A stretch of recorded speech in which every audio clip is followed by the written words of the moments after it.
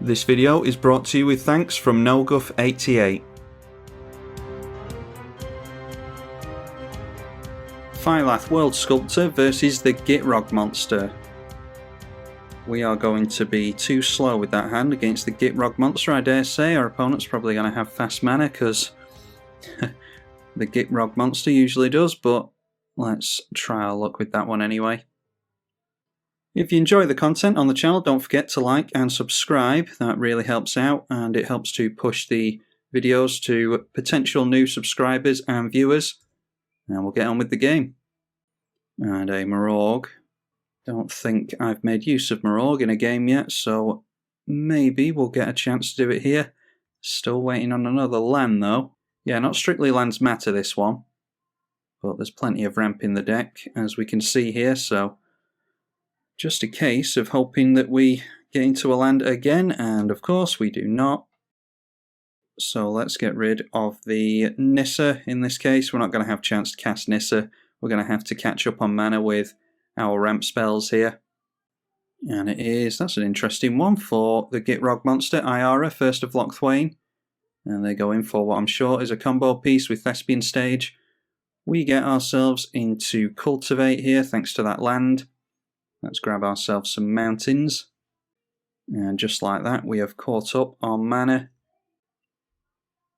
Our opponent brings in a shock land untapped from the Misty Rainforest, then goes in for Restore to put the Misty Rainforest back, so they might just go for their commander next turn and then draw a card by cracking the Misty Rainforest. We just get into more big stuff in Ugin, so that means that we're going for we'll go for the Farhaven Elf here, and then we'll get down the Goblin Bombardment, get into another mountain, play the mountain from the Cultivate, and get down the Goblin Bombardment. Our opponent seems to be going for that exact line of play. They grab themselves the Gitrog Monster without cracking the Misty, and then crack the Misty, which will draw them a card with their commander, then deciding against swinging in at us with Iara. I think, do we care about setting up Mororg or anything like that? It might just be worth attempting Ugin. Yeah, if we get into a fetch, Ancient Green Warden would be good. Maybe we go Ancient Green Warden and then we try and drop our commander with a land next turn. And then Ancient Green Warden with Scoot Swarm should be really good as well, so let's attempt this. But it's a slow one for us, unfortunately.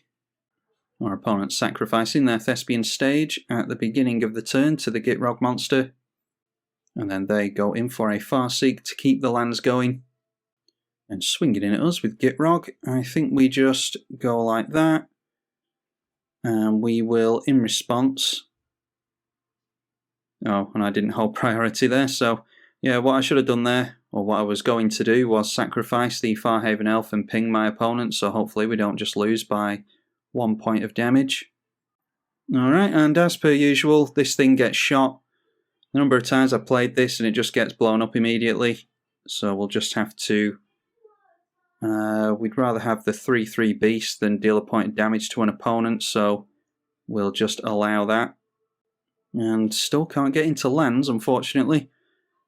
Maybe we just... Yeah, let's go Wayward Swordtooth and the Scoot Swarm here. And then there is a Maelstrom Pulse. Luckily we've got another sack outlet in Phyrexian Altar. Not too reliant on the Goblin Bombardment. We could keep our opponent's commander out of play with it, but I'm not too worried about losing that. Then Dark Confident from our opponent. 28 life and 6 cards in hand. And they gain a life from their Iara, of course. They're deciding to swing in with Gitrog.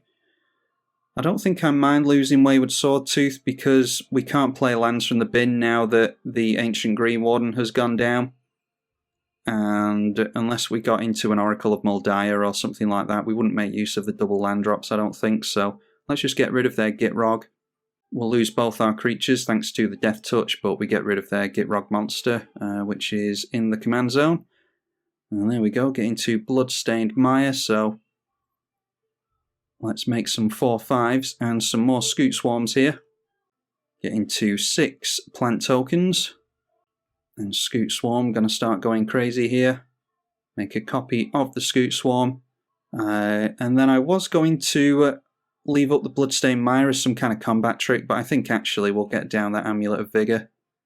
So let's play a Mountain. And make another 4/5 plant. Then play the Amulet of Vigor and see if our opponent has anything for that. They reveal 3 visits off the top with the Dark Confident, so playing that immediately. And they've now got God's Eye, Gate to Reikai. What was that? They wiped out their own creature. It was a Damnation, so we will put our commander back in the command zone. Get into another sack outlet.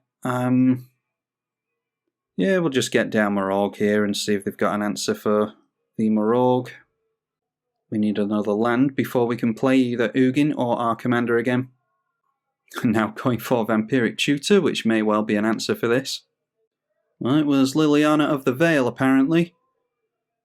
So we are forced to sacrifice. And the good thing is, if we get into a land next turn, we can go Ugin and Lightning Bolt that.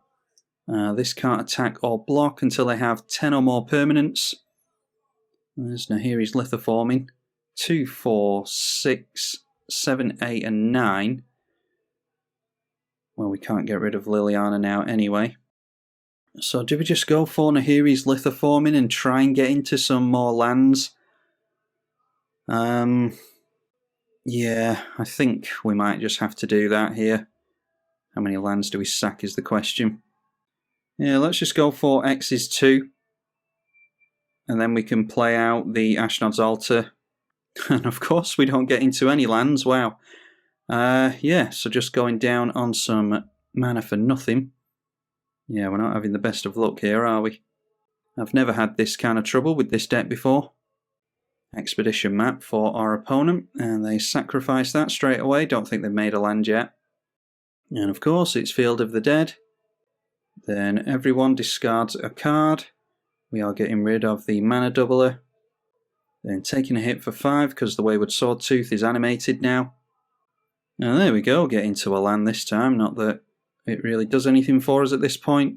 We just play it, play the Panharmonicon, and I don't see what we're going to do this game at this point. We need to get into some fast mana or something, because we're only at 6 lands. And now it is Bolas's Citadel for our opponent, so they're going to pull back even further away from it, and yeah, our opponent's just had everything that they've needed this game. Ramp, removal, means of comboing off with things like Scape Shift, tutors for Field of the Dead, more card advantage with Bolas's Citadel. I mean, if we can't get into lands, then there's not a whole lot we're going to do in this deck, because if you need to draw into lands in any deck, it's this one. They get themselves a bunch of Field of the Dead triggers.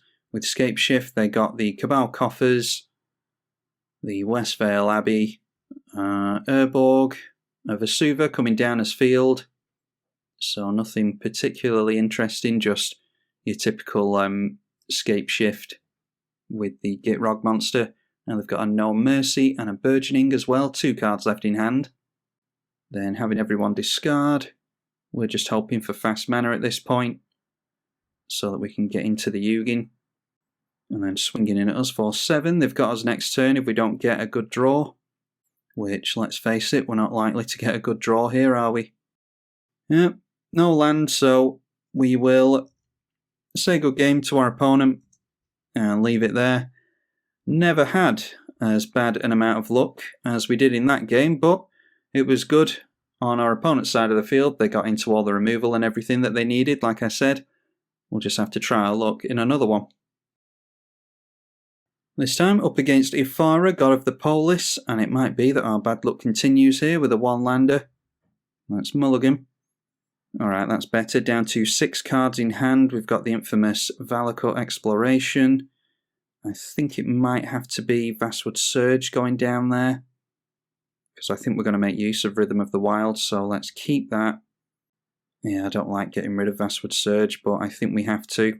And alright, there's a Cultivate, that's good. This is one of the few times where we need to make use of the fetches to get one of the dual lands, so that we can go for Mirari's Wake here.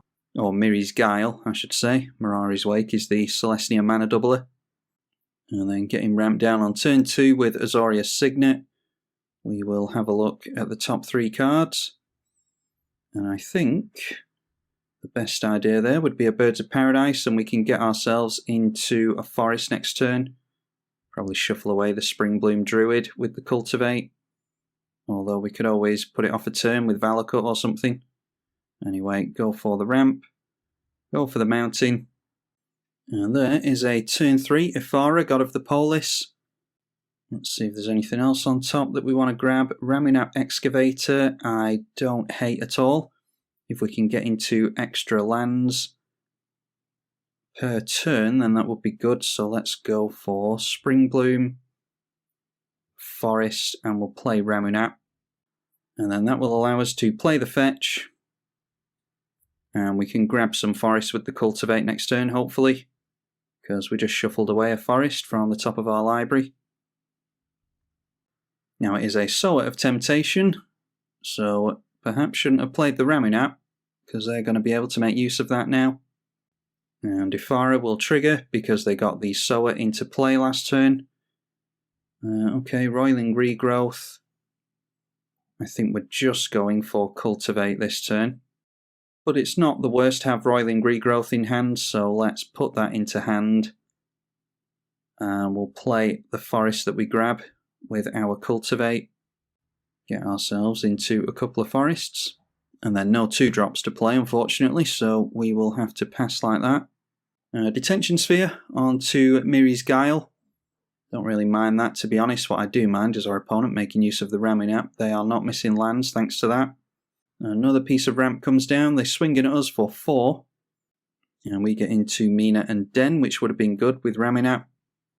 I think here we just go Valakut Exploration, and we set up with the Rhythm of the Wild, so that our opponent won't be able to counter our commander next turn. Let's go Blighted Woodland, see if we want to do something other than Rhythm of the Wild this turn. And Wooded Foothills, unfortunately, would have been nice to draw into that next turn, but let's go for... we could go Mina and Den, I suppose. Yeah, let's risk them having counter magic. We're going for Mina and Den, and we'll play the fetch land here. Alright, and another land in Valakut. Yeah, I think we're just saving the Wooded Foothills for when our commander comes down next turn. So that will ping them and go into the bin.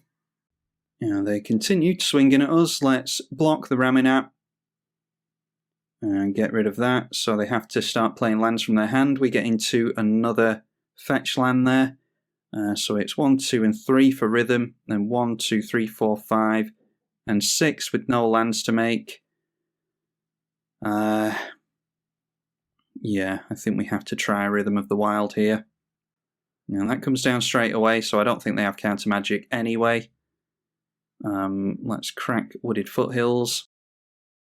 And that gets us into Nissa, Voice of Zendikar. I don't think we care about that particularly. Make another land. And it is Beastmaster Ascension. Alright, so we could just continue to set up here. I think I actually quite like that, because it means that we can go Prismatic Vista on our opponent's turn to put a plus counter on something, or maybe we just want more plant tokens. Yeah, let's go for the Beastmaster Ascension. And then maybe we hold up Roiling Regrowth. Or do we just want to dump as many plants into play as possible? The plants won't come down with haste is the only problem with Rhythm of the Wild. Well, we'll swing in with the Mina and Den. That will put a counter on the Beastmaster Ascension. Yeah, I think we're alright just pinging our opponent here, and we'll probably just play our commander next turn and then go for Roiling Regrowth with our commander in play. Oh wow, surprisingly our opponent just scoops there. They're obviously worried about, I imagine it's the Rhythm of the Wild. Maybe they're assuming that we've got haste on all of our tokens next turn, which we do not. It's non-token creatures have Riot, so they'd have another turn to react to all the tokens coming in, Yeah, so a premature scoop there, I think. We were getting into Solemn, a land, Oracle. Yeah, so this is the stuff that we want to get through the early game, which we just couldn't get into last game. We'll have another one, I think, and actually try and reach some kind of conclusion that is more satisfying than this one was. Alright, let's try again, this time up against Negan the Cold-Blooded, and we've got quite a fast start available to us there. So let's keep that one. I think it is Myriad Landscape to start things off, and then we can go... I think it would be... Yeah, it'd have to be Forest into Sol Ring into cracking the Myriad Landscape.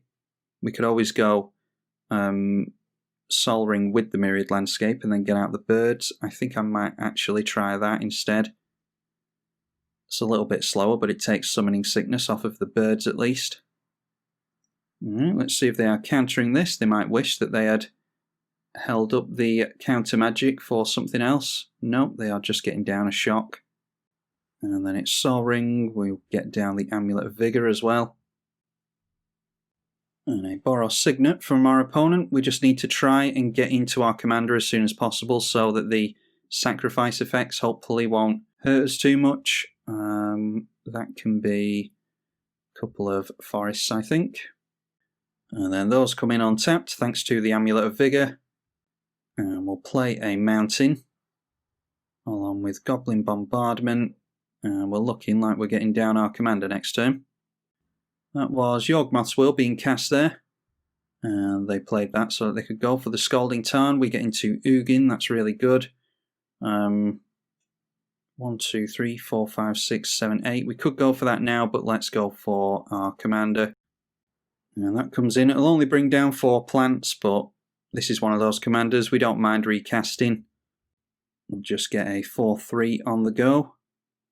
And then we can always sacrifice everything and deal damage to our opponent if needs be. And it is a damnation from our opponent, so in response to that we will certainly point damage at our opponent. And take them down to 22. The damnation obviously doesn't do anything. So now the question is, Farhaven Elf. We can go for our commander again. Would we rather just go for Ugin? I think I would rather go for Ugin. So let's go like that, and we'll start Lightning Bolting our opponent.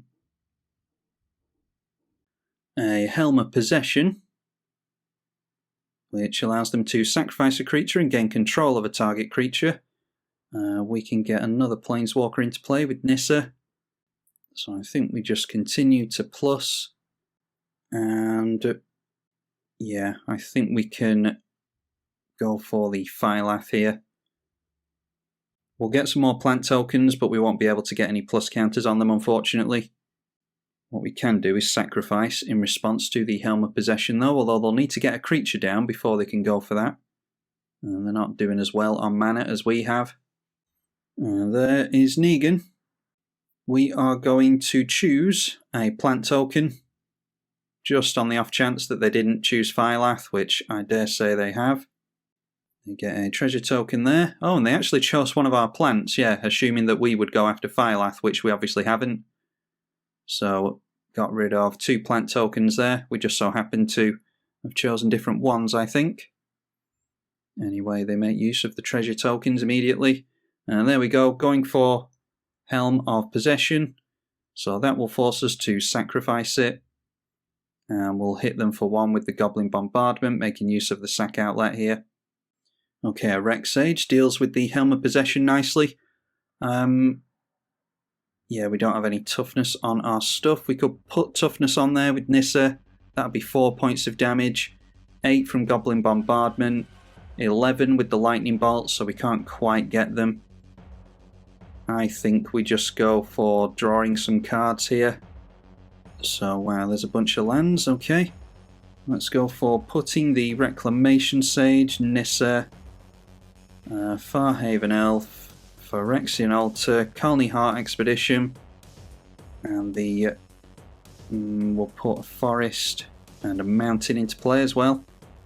All of those trigger. The lands trigger the Colony Heart Expedition, Reclamation Sage and Farhaven Elf obviously trigger as well. So I'll say yes to Farhaven Elf and we'll get another counter on the expedition. Amulet of Vigor will untap that. And then it's 3 counters on this I think we need. Yes, remove 3 quest counters.